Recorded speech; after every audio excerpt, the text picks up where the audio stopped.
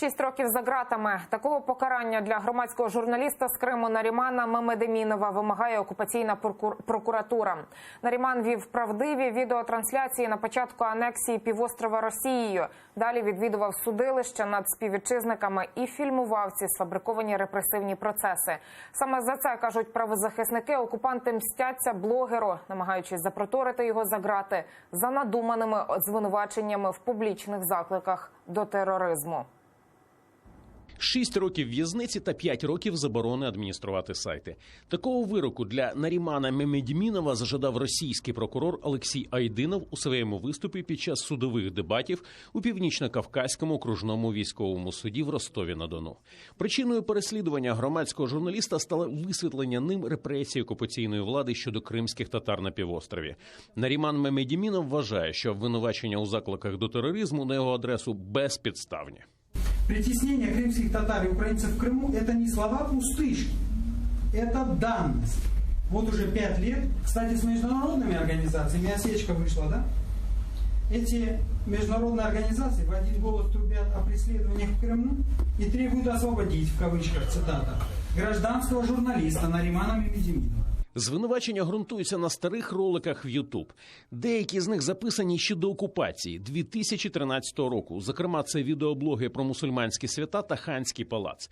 Захисник не сумнівається, що карають Нарімана Мемедемінова не за блоги, а за участь у громадському русі «Кримська солідарність». Но это, конечно же, лишь предлог для того, чтобы Нарімана Мемедемінова, так скажем, посадить в тюрьму лишь за его гражданскую позицию. Всем известно, что Наріман с 2014 года один из первых, кто как гражданский журналист-документалист освещал суды, обыски, аресты. Ему пытались угрожать, проводили в 2015 году у него обыски, но увидя, что он несгибаемый, что он продолжает работать как гражданский журналист, они решили предпринять уже такой шаг.